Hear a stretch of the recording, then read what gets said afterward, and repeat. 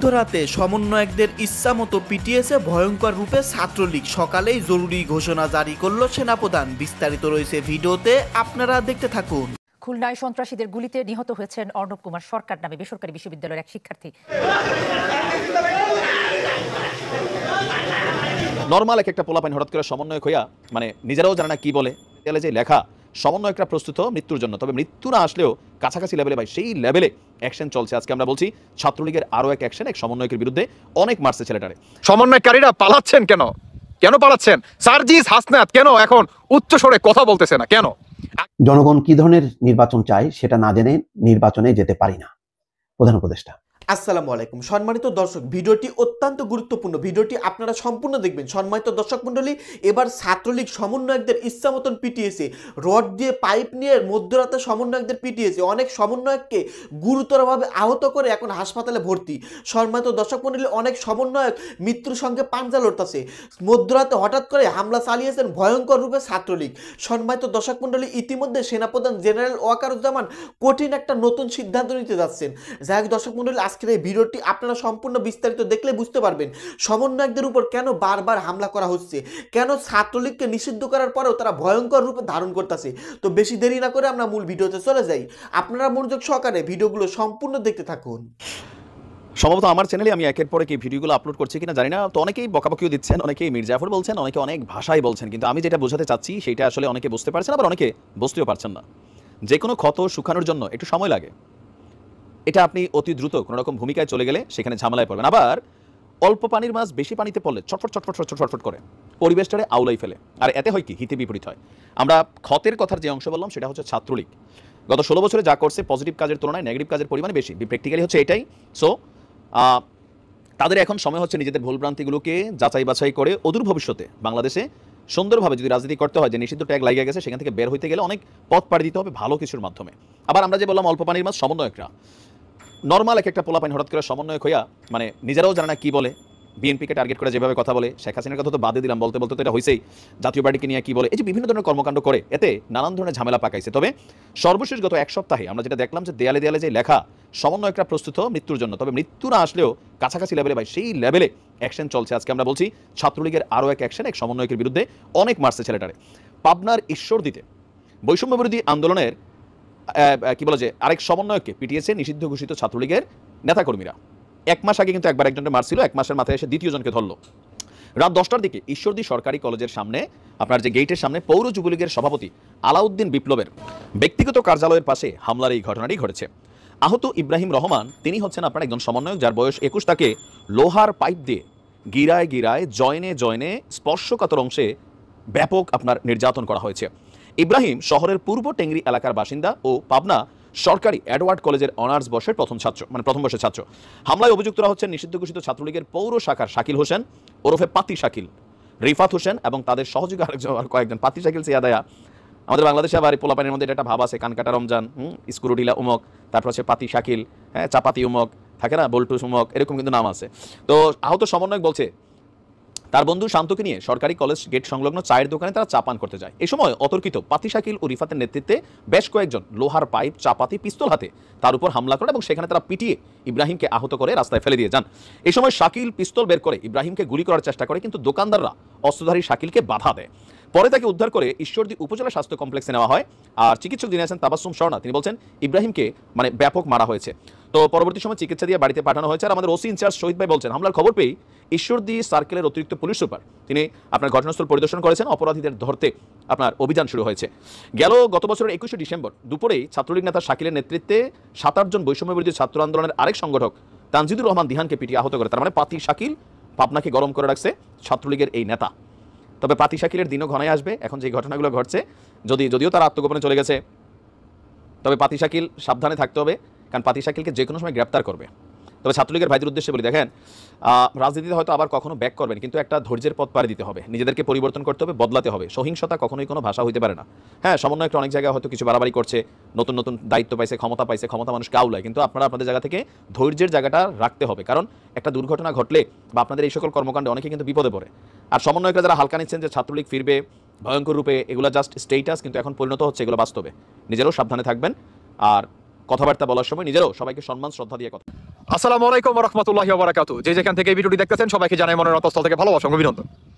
দর্শক বন্ধুরা, আজকে আসলে টোটালি অন্য ধরনের একটা টপিক নিয়ে আসলাম। সেটি হচ্ছে অন্তর্বর্তীকালে সরকার, উপদেষ্টা কিংবা সমন্বয় কিংবা এভাবে বললে আমার মনে হয় ভুল হবে না, সেটি হচ্ছে রাজাকারের বাহিনীরা কিংবা রাজাকারের পেতাত্তারা বর্তমান বাংলাদেশ থেকে পালাচ্ছে কেন, একে একে পালাচ্ছে কেন?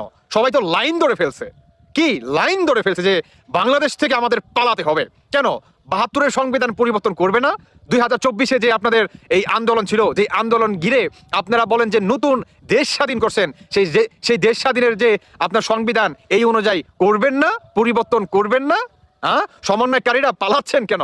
কেন পালাচ্ছেন? সার্জিস হাসনাত কেন এখন উচ্চ স্বরে কথা বলতেছে না কেন? আগে তো মাইকের সামনে যেভাবে কথা বলতো মনে হতো যে ভাই আশেপাশে মাইক নাই, অনলি আপনার মাইক আর তার ছাড়া একটা মাউথ তার মুখের সামনে দিয়ে রাখছে, অতএব আমাকে চিৎকার করে কথা বলতে হবে, কারণ আমার গলার সাউন্ডটা তো বাহিরে কিংবা মানুষদের তো শুনতে হবে, তাই না? আপনার সার্জিস আলম, আপনারা বর্তমান ভয় পাচ্ছেন কেন? কারণ আপনারা তো বৈষম্য বিরোধী ছাত্র আন্দোলনকারী, আপনাদেরকে তো বাংলাদেশের কোটি কোটি মানুষ তো ভালোবাসে, তাহলে পালাচ্ছেন কেন? কেন পালাচ্ছেন? কারণ আপনারা তো সরকার গঠন করবেন, আপনারা তো আওয়ামী লীগ বিএনপিকে উপরে ফেলে দিবেন, আপনারা তো ৭১ সালকে যারা বিশ্বাস করে এদের কলিজার ভিতর থেকে আপনারা কলিজাটা টান দিয়ে মনে করেন উপরে ফেলে দিবেন কিংবা ডাস্টবিনে ফেলে দিবেন, তাহলে আপনাদের হাত কেন এখন পকেটে ঢুকে গেল? কিংবা আপনাদের হাত কেন এই যারা নাকি স্বাধীনতা বিশ্বাস করে তাদের কলিজা অবধি পৌঁছাইল না কেন? জানতে চায়, আজ পুরো বাঙালির জাতি জানতে চায়। ১৯৭১ সালকে আপনারা মুছে ফেলতে চান, যে পাক বাহিনীরা আমাদের লাখো লাখো মা বোনদের ইজ্জত কেড়ে নিছে, টকবগে যুবকদের কলিজার ভিতরে পাকিস্তানি হানাদার বাহিনীদের বুলেট এখন পর্যন্ত আছে, সেইটাকে আপনারা মুছে ফেলে ২০২৪-কে আপনারা স্বাধীনতা অর্জন করছেন, এটাকে আপনারা সংবিধান বানাবেন। কোথায় গেল আপনাদের সংবিধান? বানাবেন না সংবিধান? কেন পালাচ্ছেন? পালাচ্ছেন কেন? কি ভয় পেয়ে গেলেন?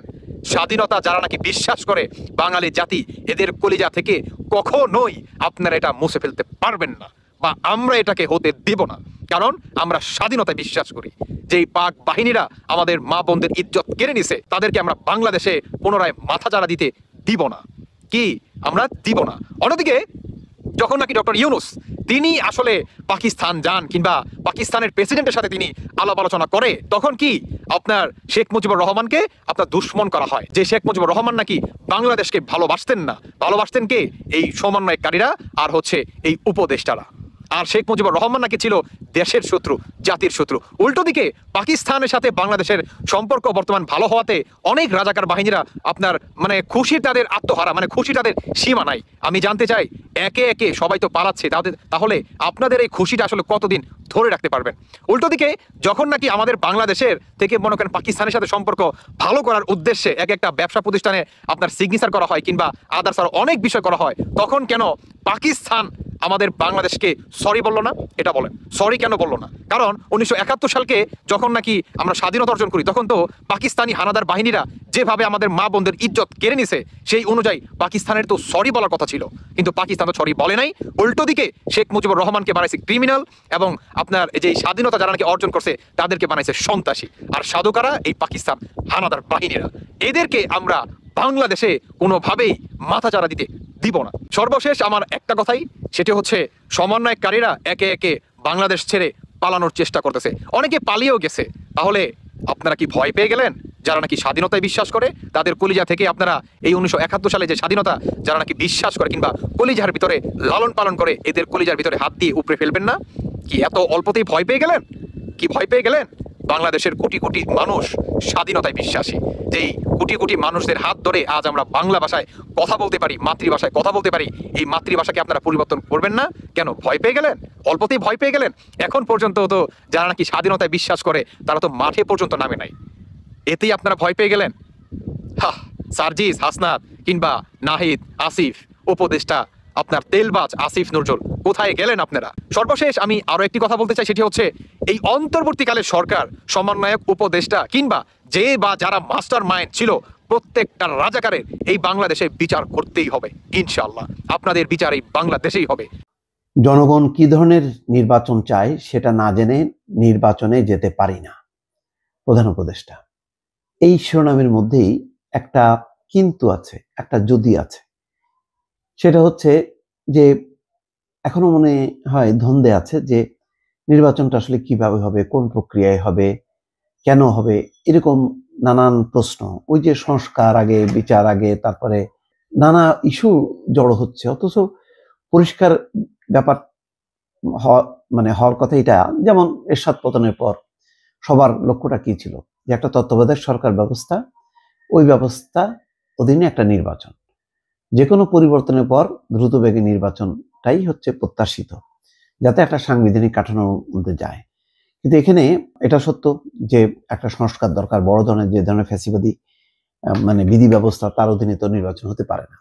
সেজন্য তত্ত্বাবধায়ক সরকারটা কায়েম করা, সংবিধানে অন্তর্ভুক্ত করা, এবং এটা সাথে সাথে অন্যান্য বিচার, পুলিশ, প্রশাসন তারাও যাতে নিরপেক্ষ থাকতে পারে, নির্বাচন কমিশন গঠনটাও যাতে এমন হতে পারে, এটাই হওয়া দরকার ছিল। কিন্তু এই কথাগুলোর মধ্যে প্রধান উপদেষ্টা নিজেই বলছেন যে জনগণ কি ধরনের নির্বাচন চায় সেটা না জেনে নির্বাচনে যেতে পারি না। এটা হচ্ছে বৃহস্পতিবার সুইজারল্যান্ডের দাভোসে a conversation with Muhammad Yunus অনুষ্ঠানের প্রধান উপদেষ্টা তিনি খুব চমৎকারভাবে, সাবলীলভাবে তিনি কথা বলেছেন। সেখানে তিনি তার প্রেজেন্টেশন খুবই সুন্দর ছিল, কিন্তু এই কথাগুলো তো রাজনৈতিক পক্ষগুলো বাংলাদেশের তারা অন্যভাবে নিতে পারে। সুইজারল্যান্ডের দাভোসে দ্য অর্থনৈতিক ফোরামের সম্মেলনের ফাঁকে এ কনভারসেশন উইথ মোহাম্মদ ইউনূস অনুষ্ঠানে এমন বক্তব্য করেন তিনি। প্রধান উপদেষ্টা বলেন, সংস্কার কমিশনগুলোর রিপোর্ট এলে জনগণ এবং বিভিন্ন রাজনৈতিক দলগুলোর সঙ্গে আলাপ আলোচনা হবে। কমিশন যেসব সুপারিশ গ্রহণ করা হবে শুধু সেগুলোই বাস্তবায়ন করা হবে। সব দল ও নাগরিক সংগঠনের ঐক্যমতের ভিত্তিতে জুলাই চার্টার হবে, যে ঘোষণাপত্রের ব্যাপারে আসলে বিএনপির কোনো আগ্রহ নেই। তিনি বলেন, জুলাই চার্টারের ভিত্তিতে নির্বাচন সহ আমাদের কর্মপন্থা শুরু হবে। জনগণ কি ধরনের নির্বাচন চায় সেটা জানা ছাড়া আমরা নির্বাচনে যেতে পারি না। কি ধরনের নির্বাচন মানে কি? অন্তর্বর্তী সরকার বা তত্ত্বাবধায়ক সরকারের অধীনে একটা সুষ্ঠু নিরপেক্ষ নির্বাচন, এর বাইরে কি আর কোনো নির্বাচন স্কোপ আছে? সেটা তো নাই, জানি না ডক্টর ইউনূস কি চিন্তা করছেন। তিনি বলছেন যে যদি আমরা সংক্ষিপ্ত ধরনের সংস্কার এজেন্ডা বাস্তবায়ন করি, সেক্ষেত্রে এই বছরের শেষ নাগাদ নির্বাচনের টার্গেট করেছি। কিন্তু যদি জনগণ বলে না না আমরা বড় পরিসরের সংস্কার চাই, সেক্ষেত্রে আমাদের প্রয়োজন আরো 6 মাস। সেক্ষেত্রে জনগণকেই সিদ্ধান্ত নিতে হবে তারা স্বল্প নাকি বড় ধরনের সংস্কার চান। বড় ধরনের সংস্কার হলে 2026 সালের মাঝামাঝি, আর ছোট ধরনের সংস্কার হলে এই বছরের শেষ নাগাদ নির্বাচন হবে। সেভাবেই আমরা এগোচ্ছে।